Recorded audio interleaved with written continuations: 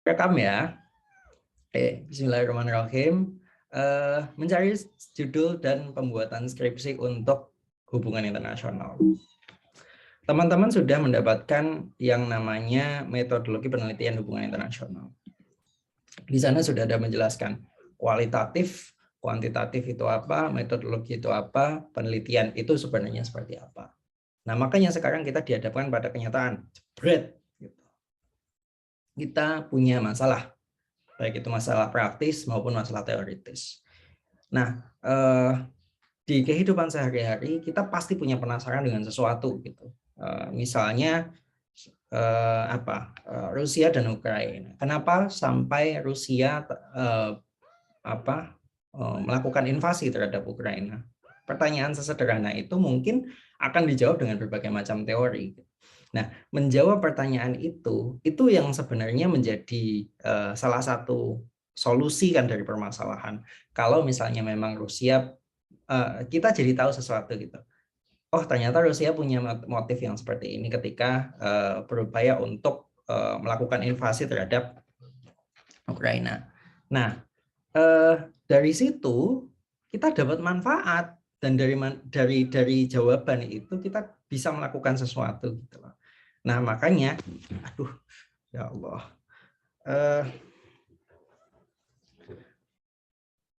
kita penelitian itu tujuannya adalah untuk mencari pengetahuan. Sementara ilmu pengetahuan dari ilmunya itu akan bermanfaat untuk kita dengan cara macam-macam gitu. Nah, makanya kita berusaha untuk jawab pertanyaan itu. Kalau mau kita jawab pertanyaan, karena teman-teman sudah ada di Prodi HI, sudah masuk ke dalam satu lingkungan yang namanya akademis, ada sesuatu yang namanya metode ilmiah. Metode ilmiah itu adalah cara untuk mendapatkan pengetahuan, tapi kita berusaha untuk memastikan sebisa mungkin bahwa ilmu yang didapatkan itu bukan ilmu yang aneh-aneh, bukan ilmu-ilmu yang ngasal, bukan ilmu yang tidak terverifikasi, bukan jawaban yang didapatkan dengan cara yang ngawur. Makanya ada macam-macam metode kan untuk memastikan bahwa ilmu atau informasi yang kita dapatkan dari ilmu itu benar. Contohnya, sekedar hanya terkait dengan metode ralat misalnya, metode sampling misalnya, atau dalam ilmu sosial kita punya triangulasi. Triangulasi kan kalau misalnya kita ada penelitian, ada lebih dari satu orang yang melakukan investigasi dengan tujuan untuk biar informasi itu nggak bias, karena orang kan punya bias emosi ya. Misalnya saya sedang melihat fenomena orang ini gitu. Lah belum apa-apa kita udah nggak suka sama orang ini karena misalnya kita merasa trauma dengan sesuatu. Jadi kan kita merasa antipati gitu sama dia. Pada saat kita melakukan penelitian, pada saat kita melakukan interview, ternyata kita mendapatkan data yang bias karena kita nulisnya terpengaruh oleh emosi kita pada waktu itu. Nah, metode ilmiah itu tujuannya seperti itu, terdiri dari 3 komponen. Yang satu ontologis, yang satu epistemologis, yang satu aksiologis. Apa ya? Apa itu? Ketika kita mempelajari sesuatu, ketika kita berusaha untuk mencari ilmu pengetahuan, aspek ontologis itu berarti aspek keberadaan ilmu pengetahuan tersebut, keberadaan dari benda tersebut. Sesuatu kan keberadaan dari fenomena tersebut, katakanlah. Jadi misalnya ketika kita berusaha untuk mempelajari tentang Rusia dan Ukraina, kita menjelaskan tentang Rusia adalah seperti ini, Ukraina itu seperti ini, gitu. Hubungan dari keduanya seperti ini, misalnya. Itu adalah fakta di lapangan, state of being, kondisinya seperti apa. Epistemologis adalah cara bagaimana kita mengetahui dari kondisi tersebut. Epistemologis berarti kita berupaya untuk misalnya googling di internet, gitu. Nah, googling di internet itu ilmu yang didapatkan dari mana? Dari pengamatan orang sehari-hari, oke, fine. Atau misalnya epistemologis dengan cara melakukan survei misalnya, dengan cara melakukan observasi bisa dilakukan, dengan cara melihat dokumen yang sudah dibangun, dengan cara mengambil teks pidato dan mempelajari teks pidato tersebut, misalnya. Contohnya kan kayak gitu.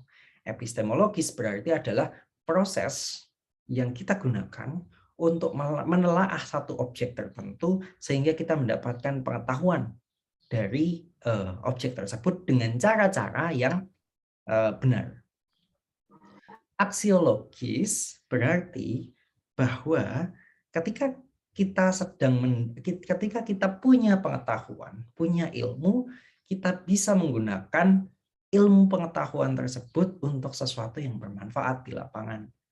Misalnya adalah kita paham tentang yang namanya hukum humaniter internasional.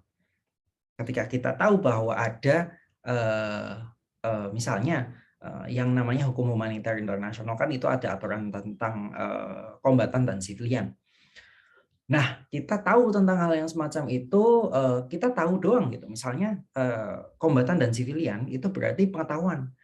Nah, ilmu pengetahuan berarti kita tahu dalam perbedaan antara kombatan dan sivilian itu ada peraturan yang mengatur, ada peraturan yang bisa digunakan dan caranya seperti ini untuk menegakkan peraturan. Itu adalah skema secara keseluruhan tentang ilmu pengetahuan tersebut.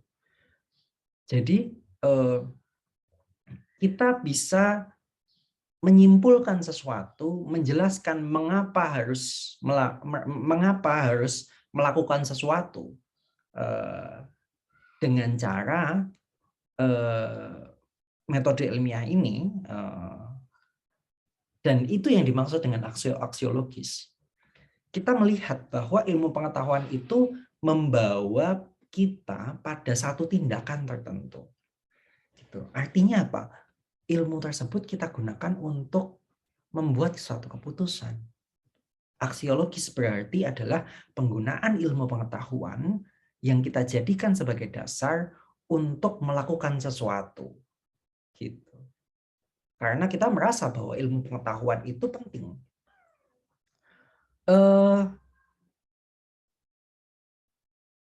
Hari Minggu kemarin saya sempat ke Pati lagi untuk memberikan diskusi, untuk mengajak teman-teman di satu sekolah namanya MA Darun Najah di Margoyoso Pati.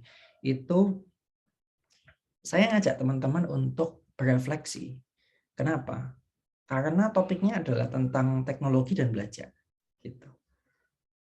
Teknologi itu dibuat dengan cara-cara yang seperti ini, dan ini yang saya juga pengen sampaikan kepada teman-teman. Teknologi itu dibuat dengan cara-cara yang objektif, ilmiah, yang memisahkan antara pikiran kita dengan perasaan kita.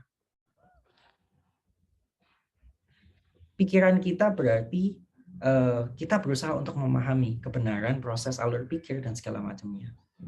Nah, yang harus kita kembalikan kepada ranah manusianya adalah ketika kita meletakkan jiwa kita dan diri kita dan hati kita, perasaan kita sebagai manusia dengan pengetahuan itu.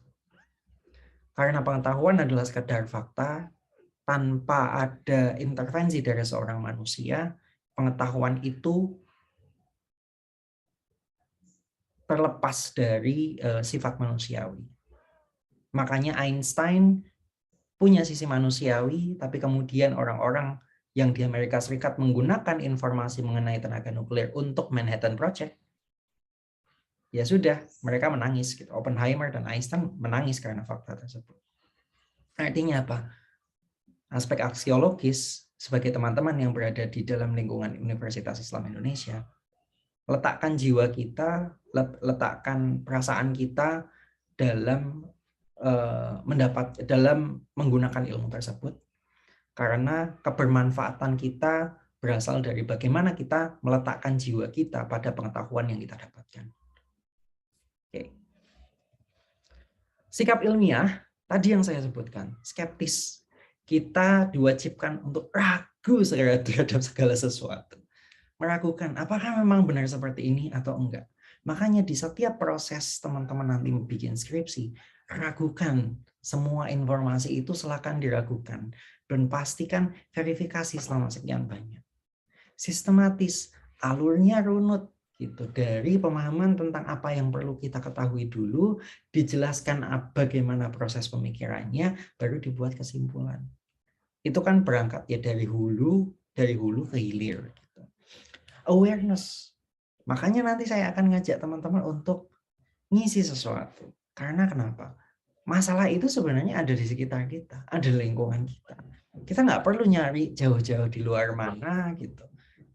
Tapi pada dasarnya sesuatu yang benar-benar menyentuh hati kita, yang memang ada dalam lingkungan kita, dan kita paham bahwa itu adalah sesuatu yang perlu diselesaikan. Akar dari masalah itu berasal dari diri kita sendiri yang melihat sesuatu di luar sana itu perlu diselesaikan. Kemudian objektif, ini kaitannya dengan verifikasi kebenaran dari suatu ilmu pengetahuan.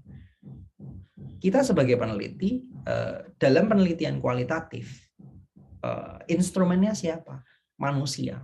Instrumennya kita. Tapi kita kan punya perasaan ya. Kita punya feeling ketika kita melakukan sesuatu. Misalnya belum apa-apa, misalnya penelitian kita terkait dengan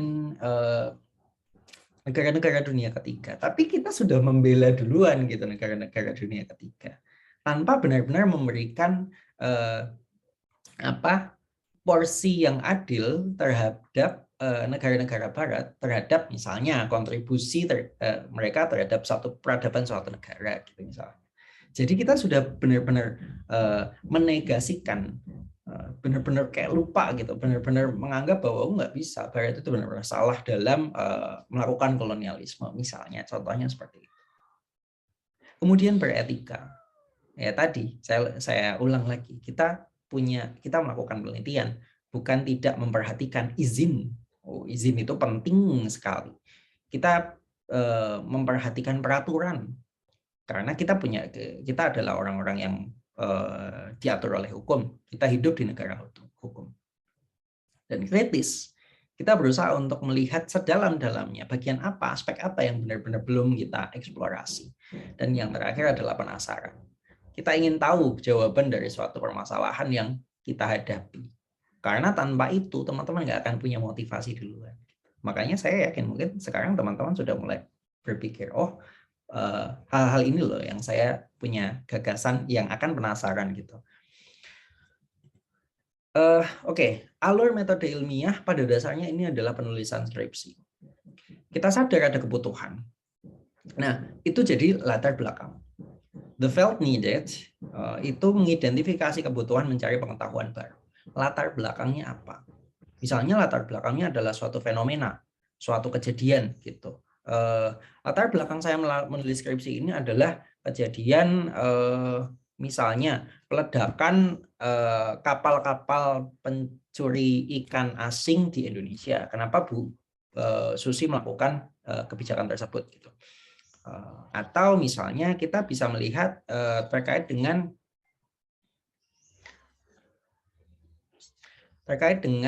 Laut Natuna Utara gitu. Kenapa Indonesia memberikan nama terhadap sebuah kawasan, sebuah wilayah perairan tersebut gitu. Kita melihatnya dari sudut pandang misalnya geostrategis dan geopolitik. Ada kebutuhan. Latar belakangnya sebenarnya apa? Kenapa Indonesia membuat nama lagi? Kemudian mengidentifikasi masalah penelitian. Itu ada di rumusan masalah, ada di cakupan. Kemudian kita membuat argumen sementara. Jadi kan ini ada masalah. Pertanyaannya kayak gini. Pertanyaannya begini. Yang jadi masalah tuh ini. Gitu. Ini kira-kira sebabnya apa ya? Nah, dugaan masalah itulah yang namanya hipotesis kan. Kita menduga-duga jawabannya sebenarnya apa. Kemudian dari hipotesis itu kita membuat suatu desain penelitian. Oh, kalau memang dugaannya seperti ini, coba kita lihat. Kalau dilihat dari sini, misalnya sini itu berarti adalah data, sini itu adalah ketersediaan data, pengumpulan data. Makanya collection of data as avoidance. Kita berusaha untuk mencari data yang mengiyakan atau menolak. Nah, kerangkanya kan sebenarnya dari teori. Siapa yang menentukan bahwa dari hipotesis dan datanya itu akan seperti ini? Artinya kerangkanya yang akan membantu kita untuk mencari sebenarnya yang perlu diperhatikan terkait dengan masalah geostrategis itu adalah ini, gitu misalnya. Terkait dengan masalah perdamaian itu aspeknya ini, terkait dengan masalah human security masalahnya adalah ini, terkait dengan ekonomi politik data yang harus dikumpulkan adalah ini, yang mempengaruhi ini adalah ini. Nah, hipotesis pengumpulan data itu kan ditata oleh teori. Teori itu menyatakan sesuatu. Teori itu adalah pendapat awal yang disampaikan oleh pakar yang lain tentang suatu hal, tentang hubungan internasional misalnya. Gitu. Nah, dalam hal itu kita menggunakan, kalau si teori ini bilang seperti ini, benar nggak? Kita lihat teori ini bilang seperti ini. Dia menyatakan ini. Nah, itu kan ada variabelnya. Kita mengidentifikasi dia bilang begini, benar apa enggak? Cari datanya tentang ini, benar apa enggak? Kemudian yang ini, benar apa enggak? Saya kasih contoh sederhana. Teori sekuritisasi itu ada pembahasan tentang aktor sekuritisasinya seperti apa. Kalau misalnya sesuatu itu disekuritisasi, dia akan mendapatkan alokasi dana yang lebih banyak. Masya Allah. Dia akan mendapatkan alokasi dana dan prioritas oleh suatu pihak tertentu. Nah, kemudian dicarilah gitu. Dicarilah informasi apakah sekarang dia dianggap sebagai isu keamanan. Gitu misalnya, itu kan berarti di sekuritisasi. Teori sekuritisasi mengatakan bahwa sesuatu sebelumnya yang dianggap bukan isu keamanan dijadikan isu keamanan. Kemudian teori sekuritisasi juga bilang bahwa dia akan mendapatkan prioritas yang lebih dalam pemerintahan. Pertanyaannya, kita lihat ke dokumen pemerintahan, apakah setelah satu titik tertentu dia mendapatkan prioritas dalam pemerintahan? Gitu misalnya. Kita dapat ini dari mana? Data-data dokumen pemerintah, misalnya yang dulu nggak ada jadi ada, yang dulu seperti ini jadi seperti ini, perubahan-perubahan itu. Nah, itu kan data, gitu. Nah, dari situ kita kemudian menyimpulkan, concluding belief, membuat pembahasan. Berarti memang dari teori ini dinyatakan bahwa seperti ini sesuai atau tidak dengan teori tersebut. Yang sesuai di mana, yang tidak sesuai di mana. Nah, jadi penelitian kan ada di bagian ini, hipotesis dan collection of data as avoidance. Kemudian dari situ kita menyimpulkan, ya kesimpulan itu adalah kita. Kesimpulan itu adalah keegoisan kita dalam membuat suatu pendapat. Itu adalah kesempatan kita memberikan kontribusi yang nyata terhadap masyarakat. Ini, this is me. Silakan. Itu argumenku. Gitu.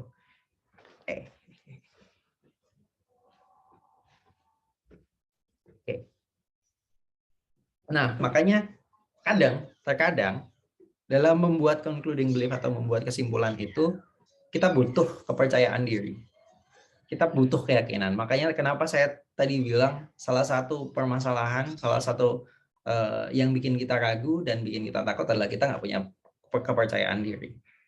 Titik ini adalah titik di mana kita mulai perlu yakin dengan pendapat kita sendiri bahwa semua orang punya cara masing-masing untuk berpikir, dan di titik inilah kita mulai melatih bahwa berpikir dengan benar begitu.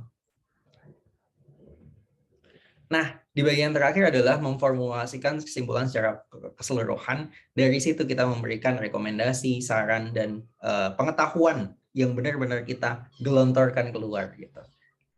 Titik itu adalah kontribusi kita dalam waktu yang sederhana, dalam bentuk yang sederhana.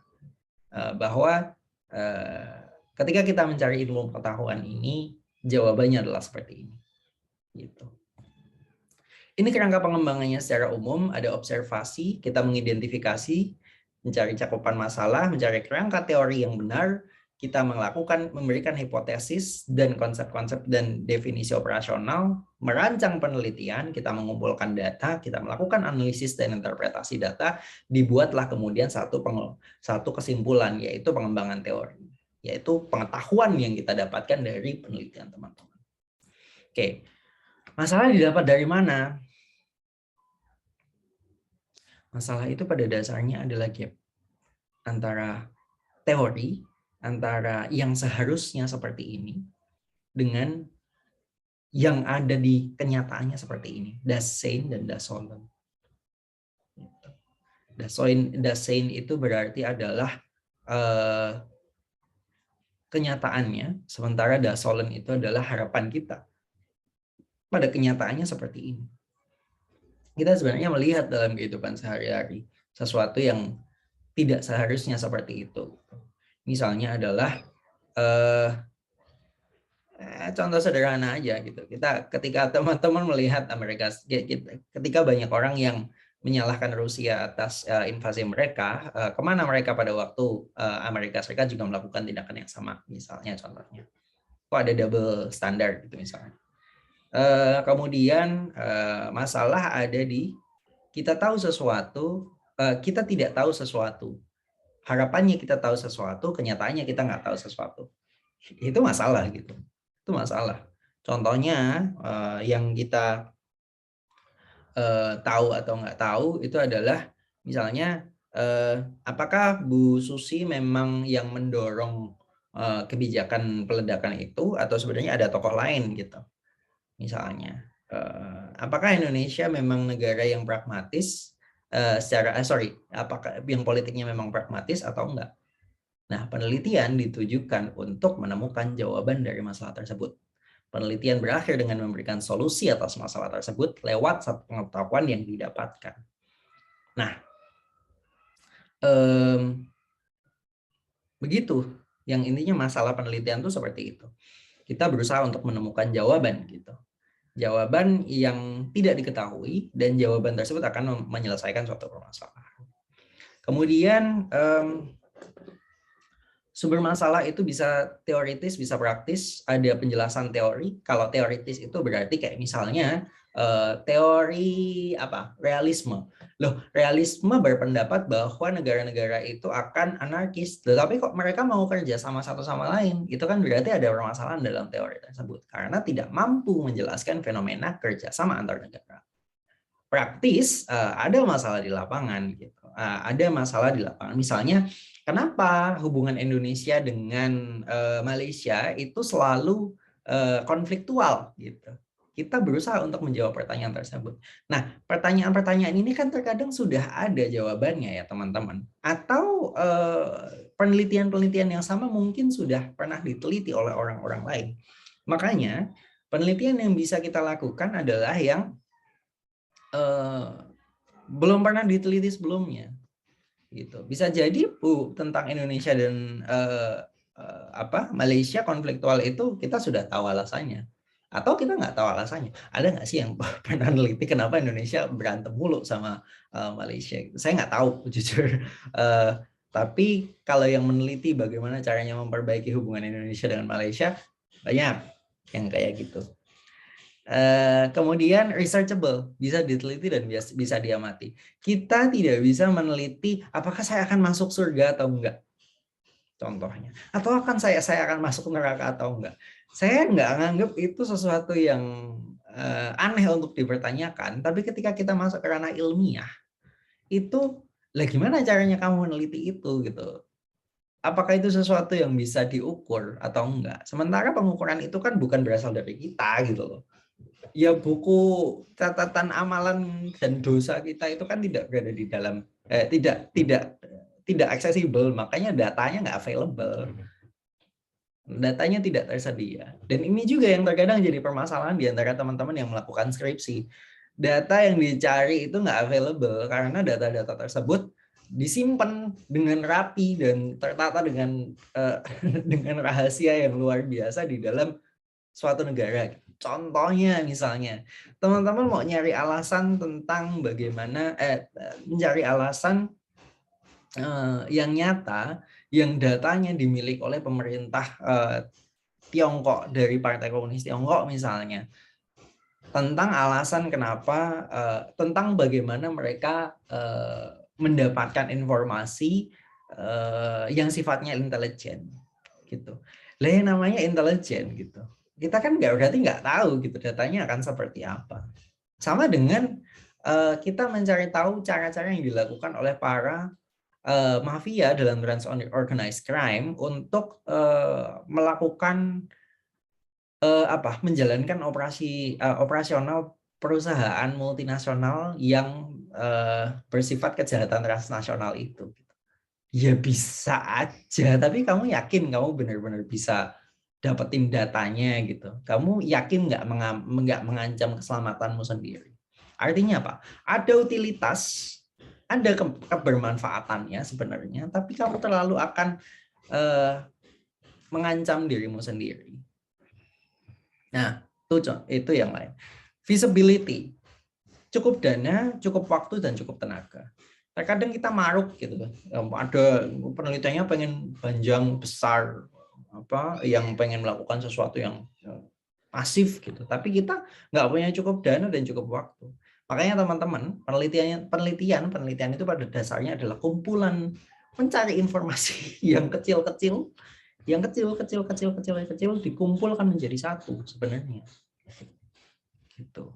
Bahkan hasil penelitian itu sendiri itu tuh juga kecil. Kontribusinya terhadap suatu ilmu pengetahuan itu juga kecil. Pertanyaannya adalah yang kecil itu apakah dia bisa membelokkan arah suatu pengetahuan, ilmu pengetahuan atau tidak?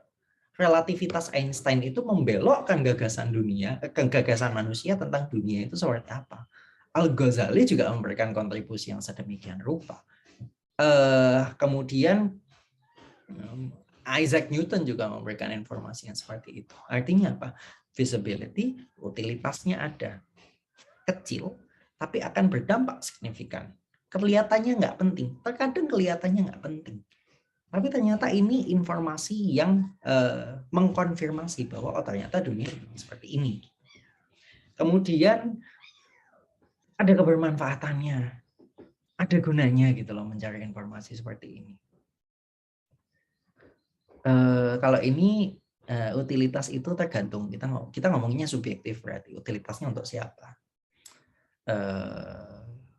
Dan kita perlu melihat dari sudut pandang mana ini bisa dikatakan bermanfaat atau tidak.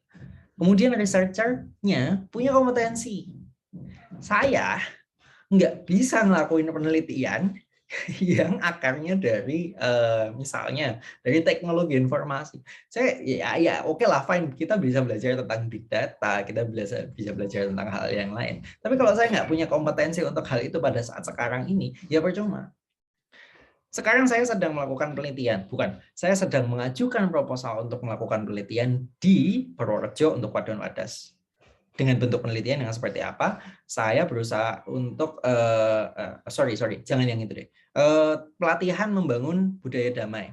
Nah, di situ saya mencari skala agresivitas dengan tujuan untuk mengukur perubahan kecenderungan kekerasan seseorang setelah dan sebelum pelatihan, misalnya. Itu kan eksperimen ya berarti. Apakah saya punya kompetensi untuk mengukur skala agresivitas? Enggak punya. Makanya saya ngajak orang psikologi yang paham tentang nilai kekerasan dan kecenderungan kekerasan. Siapa saya? Sebagai kita orang HI gitu. Kita belajar yang namanya Peace and Conflict Studies. Kita punya kompetensi, dan yang lebih penting lagi, teman-teman punya motivasi. Kalau kita tidak tertarik dengan isu tersebut, kalau kita tidak bersemangat membahas isu tersebut, buat apa kita menelitinya? Karena kemudian kalau dorongan dalam jiwa saja sebenarnya kita nggak punya, apakah ada janji ke depan bahwa kita bisa konsisten dan melakukan penelitian itu secara terus-menerus? Ini sederhana, positif kuantitatif dan rumorologis kualitatif. Saya pikir teman-teman sudah bahas bahwa kita di hubungan internasional lebih sering menggunakan fenomenologi kualitatif. Kita mencari fenomena, kemudian menelaah fenomena tersebut, tidak menggunakan hitungan, tidak berupaya untuk mencari hubungan korelasi, tidak mencari variabel-variabel dalam bentuk angka. Bisa menggunakan mixed method atau bisa menggunakan kuantitatif, tapi jarang, jujur aja jarang. Nggak masalah, saya bilang nggak akan masalah, tapi sebagian besar dari ilmu sosial menggunakan kualitatif. Sebagian besar dari HI menggunakan kualitatif. Artinya apa? Kita tidak benar-benar menghitung sesuatu itu berpengaruh terhadap sesuatu misalnya. Atau kita menghitung data secara angka. Gitu. Kemudian manfaat penelitian tadi dari utilitasnya apa yang sebenarnya kita bisa lihat dari bagi penelitinya, nilai teoritis bagi peneliti, nilai praktis bagi bagi penelitinya, kemudian pengembangan ilmu secara teoritis untuk masyarakat luas dan kebermanfaatan untuk masyarakat luas secara praktis. Kemudian jenis masalah yang bisa diteliti adalah deskriptif. Kita bertanya tentang bagaimana, ini udah mulai sedikit masuk ke dalam rumusan masalah. Kita tanya tentang bagaimana, kita menjelaskan apa-apa yang ada di luaran sana, bentuknya seperti apa. Analitis, kita bertanya, kenapa sesuatu itu seperti ini? Kenapa sesuatu terjadi? Itu analitik. Kita berusaha untuk menjelaskan, eksplanatoris. Nah, prediktif, itu berarti kita akan bertanya tentang bagaimana nantinya. Artinya ini masa lalu, masa kini, dan masa depan. Deskriptif itu akan apa yang ada di dulu. Analitik itu kenapa sesuatu yang seperti itu terjadi. Jadi kita membahas tentang yang dulu dan berusaha untuk memahaminya di poin sekarang. Kemudian dari pemahaman tentang analitik itu bisa digunakan untuk memprediksi apa yang ada di depan. Prediktif itu jarang dalam HI meskipun bisa dilakukan. Dan ini tingkatan. Semakin ke atas semakin susah. Skripsi saya sederhana. Saya deskriptif kualitatif. Kalau memang analitik, berarti pasti deskriptif, kualitatif, dan analitik. Kalau prediktif, pasti ketiga-tiganya masuk. Begitu. Oke. Saya sudah berbicara sepanjang ini, jadi saya